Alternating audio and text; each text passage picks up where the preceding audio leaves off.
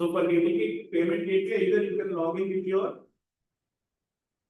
PAN ID, PAN card, or you need to provide the business establishment details, like shops.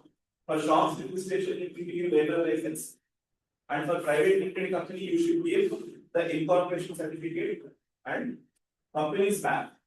Company is also entity in the form of legal. You can actually sue a company. The person is not important for a company. Establishment is important because the company can be sold from one person to another person, right? So you will normally not sue a person when you have problem with the company. Sue a company. So it has its own PAN card. So once you provide all these things, then they will verify and will give you access. First, they will give you test access by default, test mode, but they will not give you live mode. There are two modes in any of the payment gateway. One is test mode and one is live mode. So they give test mode by default. In test mode, no real money is involved. But still, they will give you ID, they will give you key, so that you can start integrating and testing it. So once you test it, it will show a payment page. When you select it, it will go to by default. Test payment can only be done through credit card. And in that credit card, no need of giving the actual credit card. Just give 4 and then 15 ones. All ones. And you can give some expiry date of the credit card, which is of the future, any date. And it will ask for CVV number. Give all 3 ones. And it will say that I have sent an OTP. You will not get any OTP. But again, you can use 1, 2, 3, 4. So that will complete the payment and will give you back the result, whether success or not. So when we are dealing with money, we should have utmost vigilance, because that is the place where somebody will hack your app. So, for example, a payment gateway has given you an API. You integrated that in your page. Now your page has exposed to the UI an API saying that take a payment. So it takes a post request. Okay, it says 500, which is the money, how much money. And if somebody sent it, it will say whether it is successful or not. And your UI sends back saying that the payment will be successful. Payment is successful. So your UI is actually taking the payment, right? Not the backend. Because where do you see your credit card details and all? Who will ask backend or front end? Front end.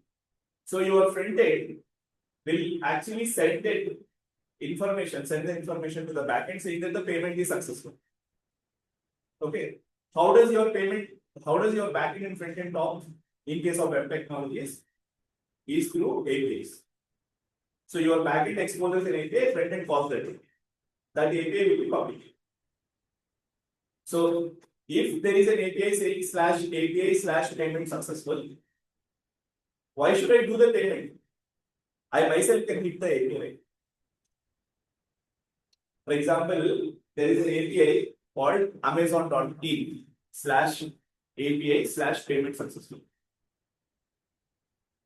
And if you call that with any amount, Amazon will tell that payment is successful. So whatever the API you are exposing for yourself, for your need, can be misused by anybody. So it is not a good way that your front end telling your backend that the payment is successful. Anybody can create any kind of front end but can call your backend saying that payment is successful. So this is the place we can hack any of the payment system. So who has to tell your backend that the payment is successful?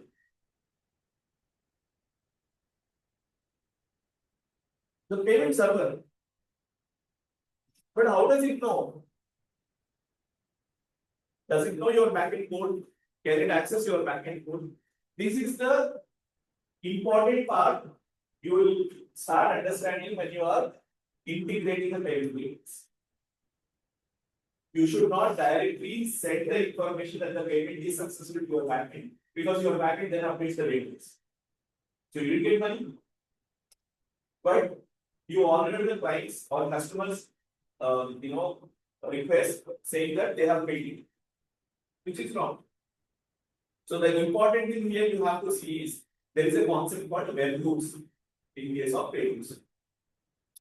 Webhook means actually it is a URL which can be hit by payment gateway. But again, I created the same problem. I am exposing an API which will be called by payment gateway. Somebody else also can call them. Then what is the use of webhooks? So the difference between regular API and this API is webhook will take a secret. And anybody calling that webhook doesn't know that's something. So whenever you get the request of this particular webhook API, the first thing you validate is this the same secret I know? You might have seen this movie where Nagarjuna buys some microphone. And whenever the other person comes, he says, Akash Ragauli.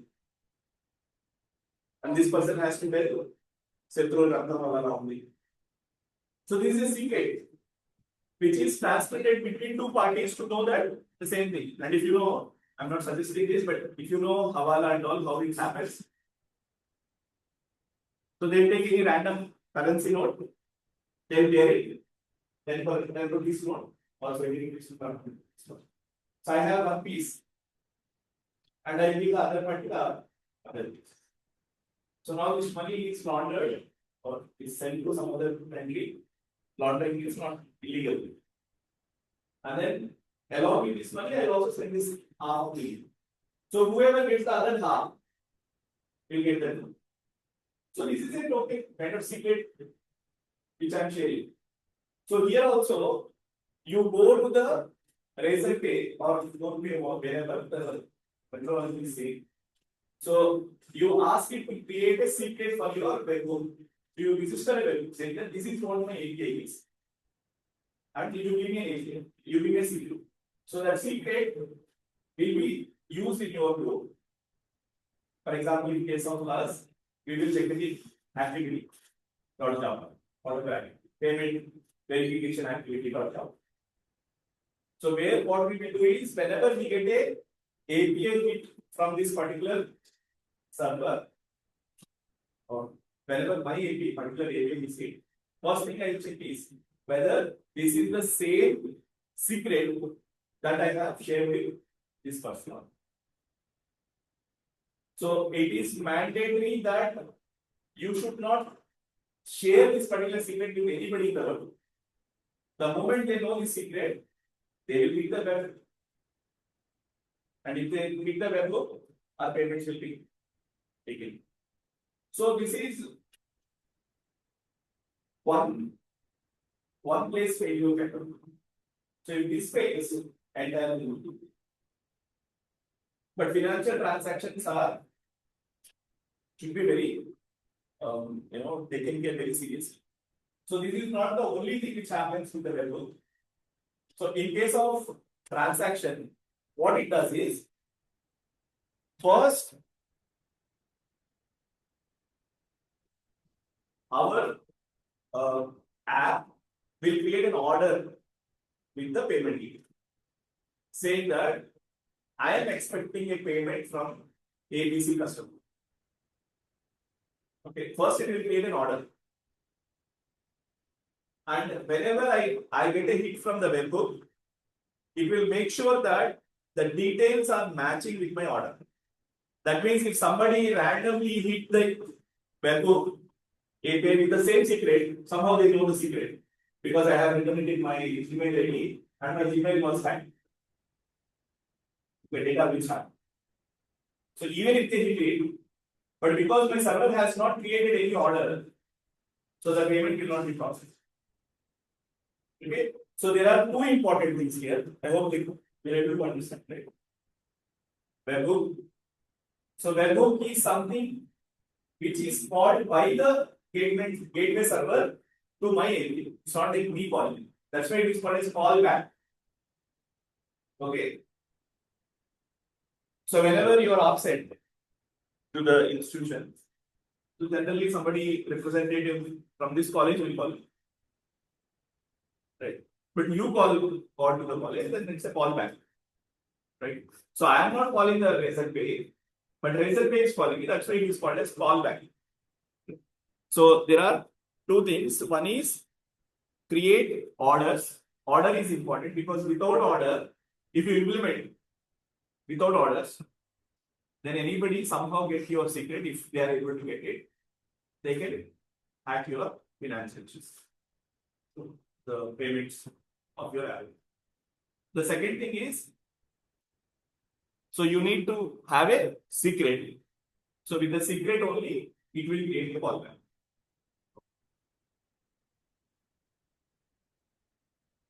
So whenever you go to the Razorpay, so I think we are not asking you to go because it will ask your PAN card and all.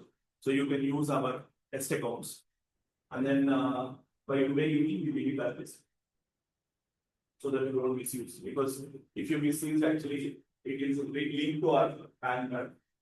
They make access. So it has all kinds of anomaly detection and all. So if there is a surge in the request and all, they will block the account. So the first thing is we need to log into this register and then log into this payment gateway. Create a webhook and then create a secret for the webhook. Actually, when you go for webhook creation itself, it will ask like generate secret. And it will say this secret will be shown only once. If you forget secret of a webhook, you need to delete that webhook and create a new webhook. There is no other. Okay, with the same URL.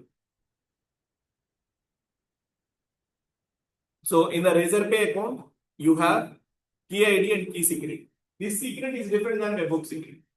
This secret is only to log into the or create a client of the Razorpay. Similarly, what you have done with the Nutritionist. Okay, this is the ideal secret for just creation of a client. But once the payment is successful, it use the webhook secret. Okay, that secret you will not write it in the code. At least here.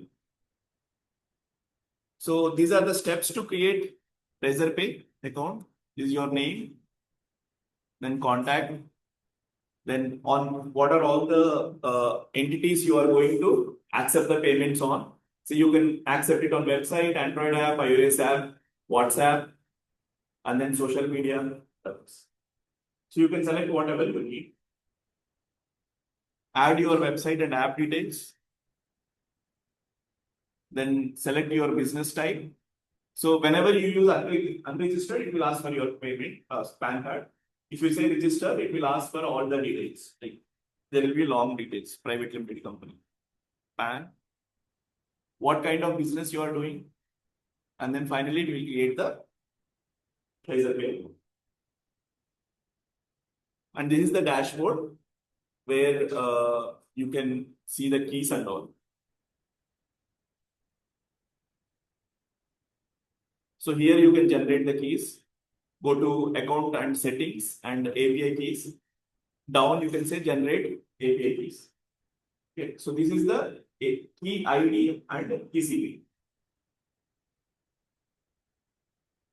And because again Razorpay is not implemented by us, it's a third-party library. We need to add a line with the bit.address so that it downloads a jar file which you can use for writing the program.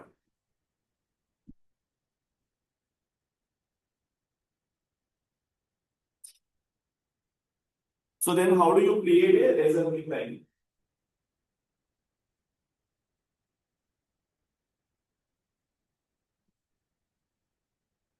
So checkout is the class.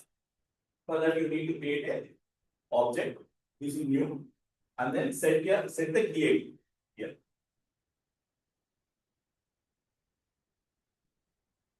Then you need to create an order. So for creating an order, you are creating an object with name, description, currency, amount.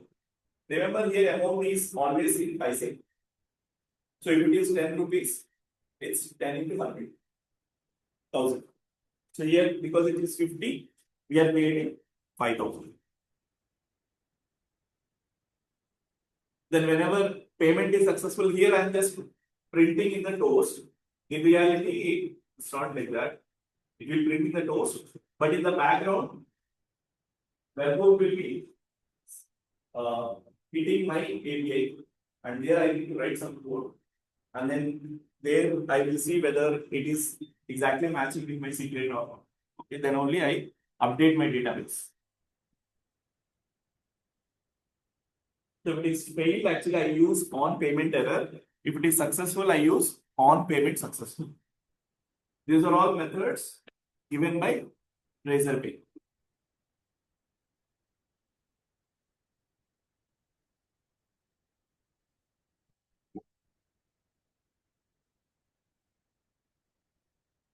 So as I told you, you should use only credit card for testing. No other modes will be working. For credit card also, credit card number is 14 months. And then date, you can give any date, expiry date. CVV is 3 months. Then it will say send OTP. Then that OTP you need to give 1, 2, 3, 4 or 4 months. Anything should be.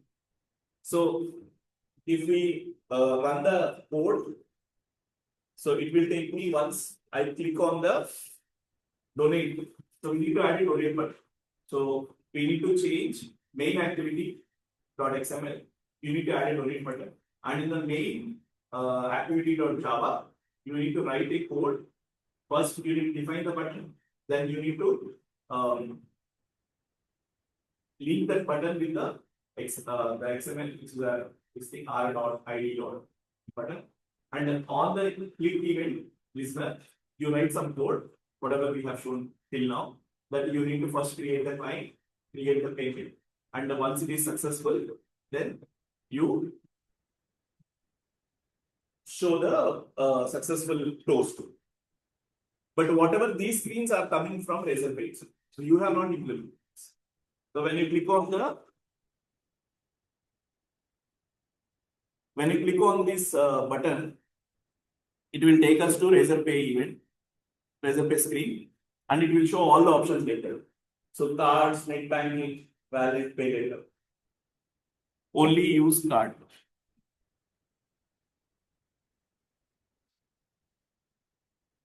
So next assignment will be to integrate the Razor.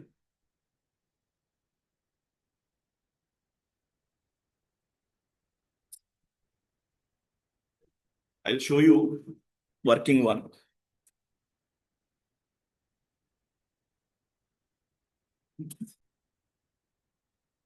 We can now go to login and then just start running it. Let me see the running devices.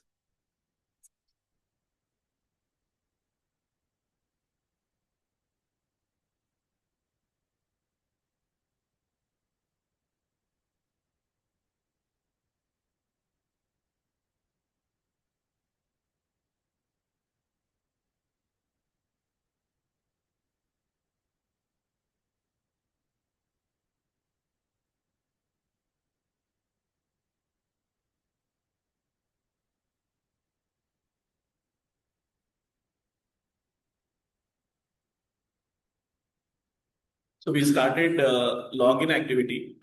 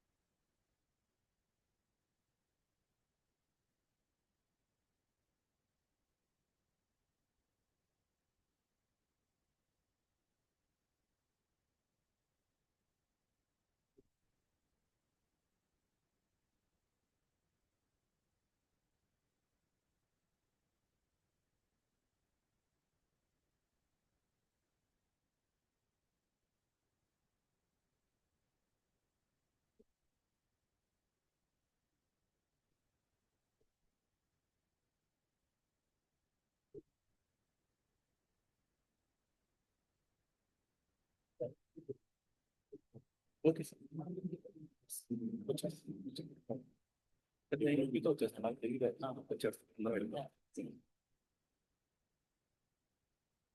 So you can see now I'm signing into Google. So I'm signing with the Google, and then now here I can say donate now.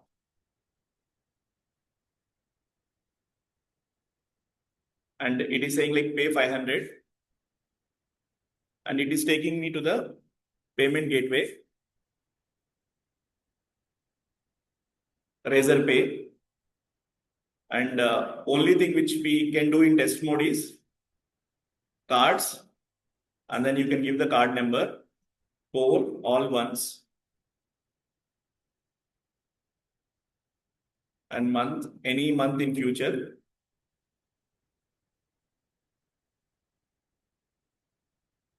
CVV number 3 ones. Name you can give anything. Continue. Please.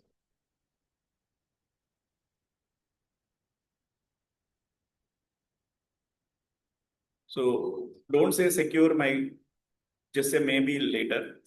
And then it says sending OTP. Confirming the payment. So this is how it works.